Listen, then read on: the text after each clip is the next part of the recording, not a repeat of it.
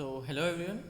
Today we are going to solve the problem lexicographically largest third question. दो questions हमने already solve कर लिया और video I guess upload हो गई होगी अब तक. So this is the third problem. So take your time to read the problem. I will count to 5.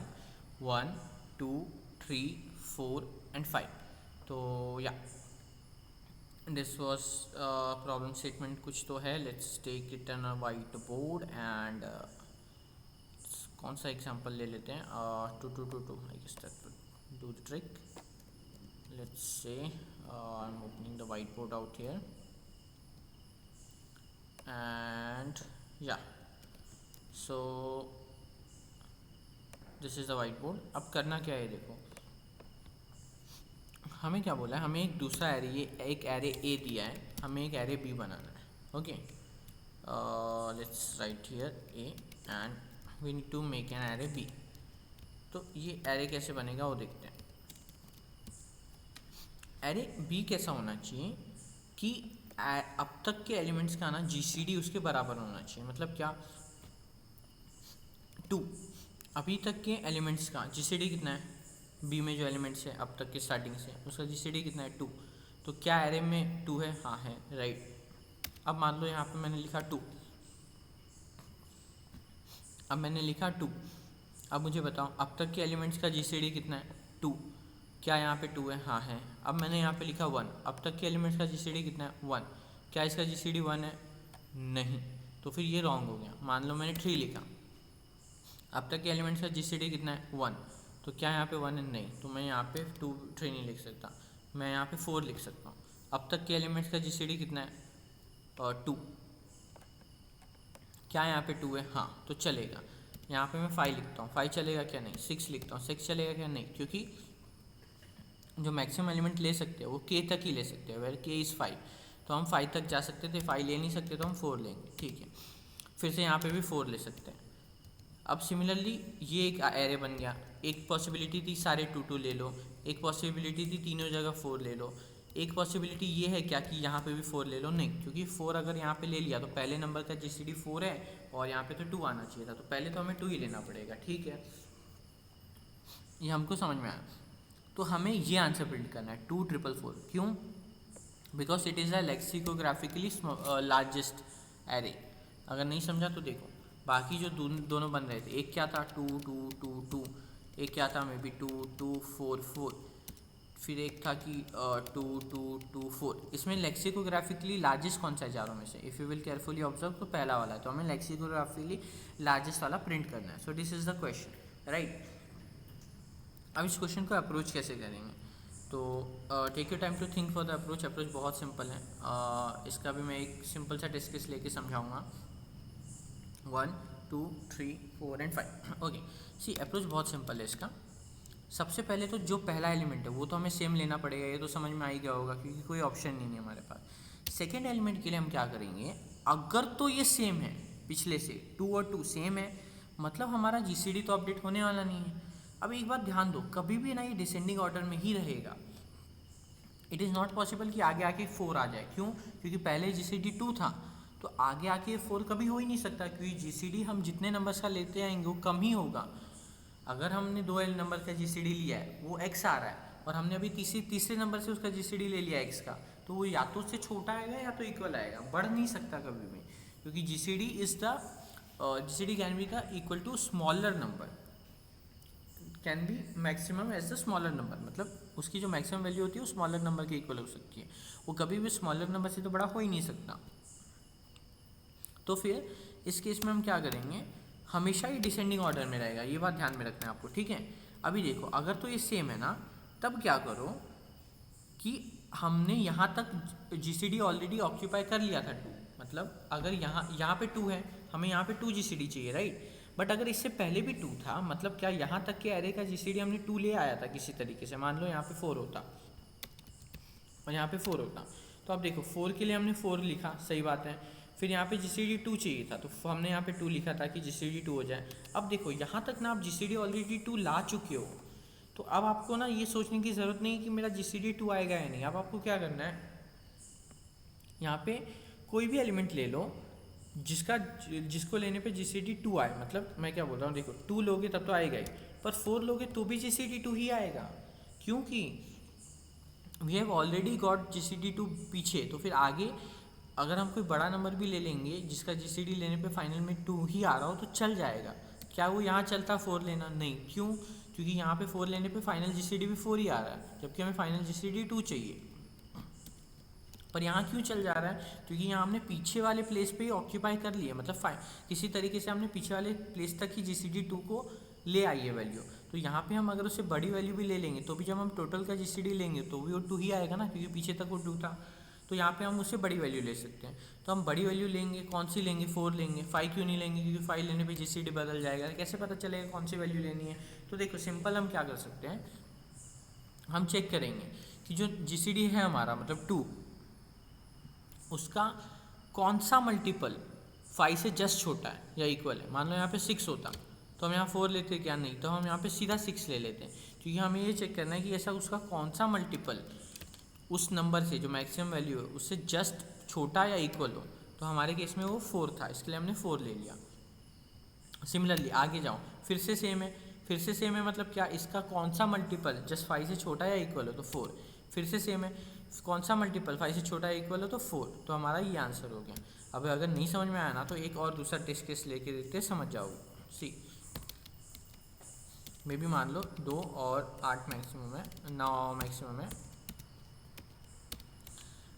3 6 3 3 ऐसा कुछ है, 3 साइज का एरे हैं। अभी देखो पहले 6 के लिए तो 6 लेना पड़ेगा। अब GCD 3 बनाना है तो 3 लेना पड़ेगा, ठीक है। GCD 3 बनाना है तो 3 लेना पड़ेगा।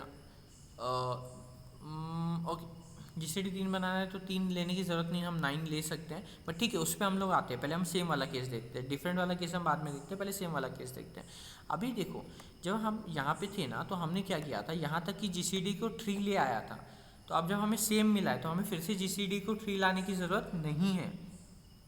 तो सिंस हमें GCD को फिर से 3 लाने की ज़रूरत नहीं, तो हम क्या कर सकते हो, कोई बड़ा एलिमेंट ले सकते हैं। तो हम क्या चेक करेंगे, 3 का कौन सा मल्टीपल है जो 9 से छोटा या इक्वल है, जस्ट छोटा या इक्वल है। तो हम वो चेक करेंगे, क्या वो 3 है? नहीं। क्या वो 6 है? नहीं। क्या वो 9 है? हाँ। तो अब पूरे का GCD कितना है? पूरे का GCD स्टिल 3 है, पूरे का GCD स्टिल 3 है। और ये जो हमें ये मिला, वो क्या मिला, हमारा एरे जो मिला वो बड़ा मिला। तो अगर सेम है तो हमें क्या चेक करना है, सेम के केस में हम चेक करेंगे कि इसका सबसे बड़ा मल्टीपल कौन सा है, हम लोग वो प्रिंट कर देंगे। Okay, and what in the case of अलग, डिफरेंट के केस में क्या करना है वो भी हम यहीं देख लेते हैं। सी 6 और 3 था, तो पहले 6 के लिए तो 6 लिखना है, वो तो हमें पता है। अब 3 के लिए ना हमें 3 लिखना पड़ेगा, आप बोलोगे तभी तो GCD 3 होगा, राइट। बट ऐसा ज़रूरत नहीं है। क्यों? हम यहाँ पे 9 भी लिख सकते हैं। अब देखो जब हमने यहाँ पे 9 लिखा ना तो यहाँ तो भी हमारा जो GCD आया 6 और 9 का वो 3 ही आ रहा है, तो this is work still working. तो ऐसा क्यों हो रहा है? क्योंकि इसका स्टिल GCD 3 आ रहा है। अब ऐसा तो हमें ये कैसे पता चलेगा कि हम कौन सा एलिमेंट लिखे, राइट। अब इसके आगे क्या लिखेंगे, इसके आगे फिर से 9 लिखेंगे। क्यों?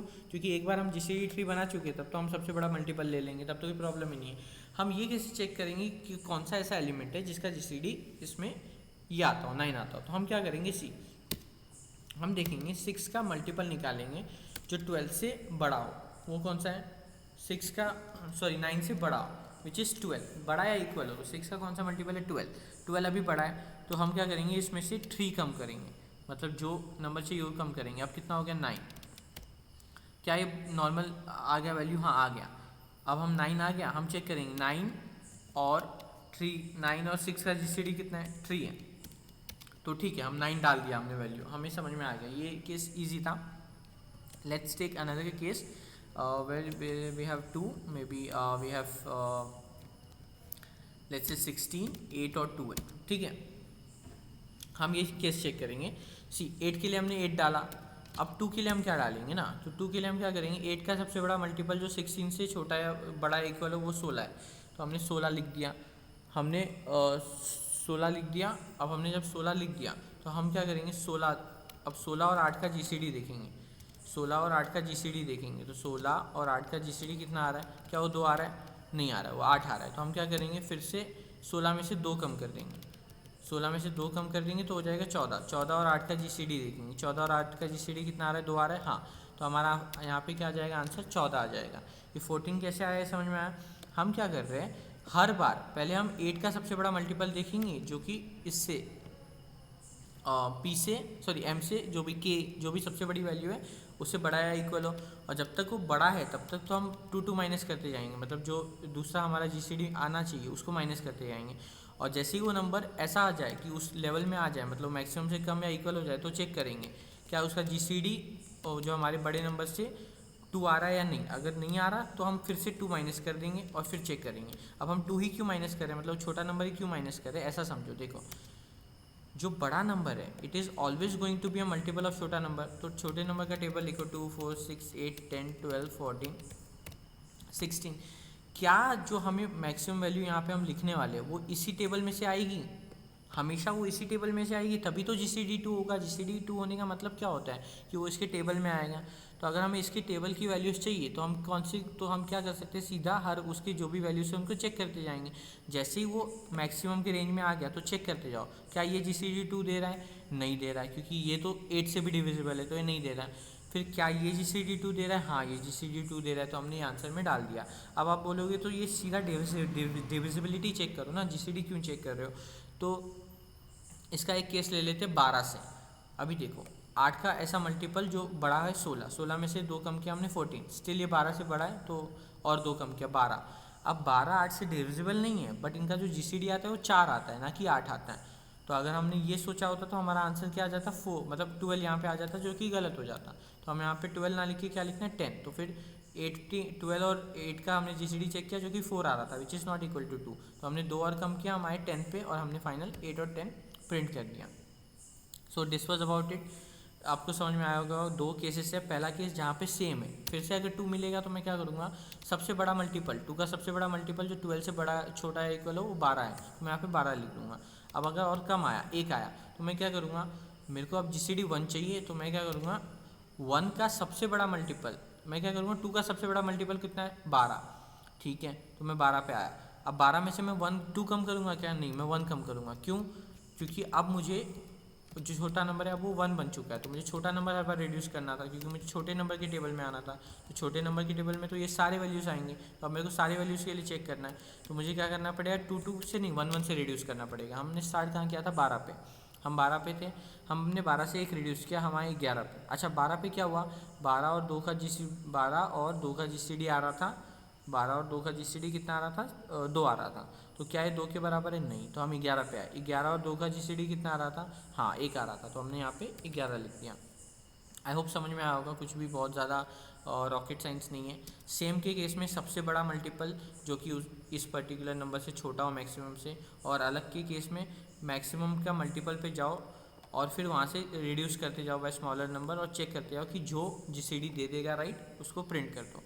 अच्छा अब हमने ये मैक्सिमम के मल्टीपल पे क्यों चेक किया, सीधा मैक्सिमम से क्यों नहीं चेक किया है किसी और नंबर से, क्योंकि TLE आ सकता है। अगर बहुत किसी बड़े नंबर से चेक करेंगे तो चांसेस है कि TLE आ सकता है। इसके लिए हम जस्ट मैक्सिमम तक जा रहे हैं कि मैक्सिमम की कौन सी वैल्यू है जो इसे डिवाइड हो रही थी, और वहाँ से हम रिड्यूस करते जाएंगे। सो yeah this was about the problem. Let me show you the code in CPP। Again the code is pretty simple, मुझे नहीं लगता कुछ ऐसे बहुत ज़्यादा एक्सप्लेन करने वाला है, मैंने अच्छे से बता ही दिया ऑलरेडी। सो या let's see, this is my template. Okay see here, हमने क्या किया, अब पहला एलिमेंट तो वही रहेगा ऑब्वियसली। फिर हम चेक करेंगे अगर सेम है तो सबसे बड़ा मल्टीपल, सबसे बड़ा मल्टीपल कैसे चेक किया, चेक किया कि कितने टाइम्स वो हो सकता है और उतने टाइम से मल्टीप्लाई कर दिया। मान लो यहाँ पे 10 था, मैक्सिमम वैल्यू 10 थी और एरे ऑफ आई 3 था, तो फिर 10/3 3, तो 3 × 3 9, तो basically 9 can be the biggest multiple of 3, तो इसके लिए हम लोग यहाँ पे 9 डाल रहे हैं। तो ये है वो समझ में आओ, बेसिक मैथ्स है। अगर ये नहीं समझ रहा तो पेन पेपर लेके बैठो, आई डोंट थिंक इसमें कुछ भी ऐसे बहुत ज़्यादा समझाने वाली चीज़ है। बट या so this was when it is same, and जब अलग है तब हम क्या कर रहे हैं, हम जा रहे हैं उसके पिछले नंबर के ऐसे मल्टीपल पे, पिछले नंबर के सबसे बड़े मल्टीपल पे जो कि m से जस्ट बड़ा या इक्वल हो, वहाँ से हम हर बार ARR5 कम करेंगे। कब तक कम करेंगे, जब तक वो वैल्यू या तो बड़ी हो या तो उसका GCD इक्वल ना आ रहा हो। अगर वैल्यू बड़ी है और GCD इक्वल आ रहा है तो भी फ़ायदा नहीं, हमें वैल्यू तो कम ही चाहिए। तो जब तक value equal less than equal to नहीं हो रही तब तक कम करते जाओ। फिर चेक करो कि क्या उसका GCD आ रहा है कि नहीं एरे ऑफ आई के इक्वल। अगर नहीं आ रहा तो भी कम करते जाओ, जैसे ही आ जाए वो हम लोग उस वैल्यू को वेक्टर में डाल दो, एरे में डाल दो एंड प्रिंट कर दो। Pretty simple one, I hope समझ में आया होगा. So this was about the 3 problems. Due tree के भी प्रॉब्लम्स क्या आपको चाहिए? ड्यू ट्री के प्रॉब्लम्स का solution I don't think so. Due tree के प्रॉब्लम्स का सॉल्यूशन कुछ बना के ऐसे बेनिफिट है. मैंने ड्यू ट्री के 2 क्वेश्चन जो थे वो मैंने सॉल्व किए थे, pizza cutting and Santa and chocolates. I don't know इसमें सबमिशन क्यों नहीं दिख रहा, बट या इफ़ यू वांट कि मैं इनके भी वीडियोस बनाऊँ तो you can ask in the comments, but मुझे नहीं लगता उसकी बहुत ज़्यादा कुछ ज़रूरत है. You can just check the submissions solutions, तो आपको समझ में आ जाएगा. So yeah this was about the starters 104 of solving session. I hope आपको समझ में आया होगा. You would have enjoyed. If yes, please comments में लिख के बताओ क्या समझा क्या नहीं. If you are not yet subscribe to the channel, then what are you waiting for? Many more such content is waiting for you. Subscribe us right now. Thank you, and I will see you in the next one.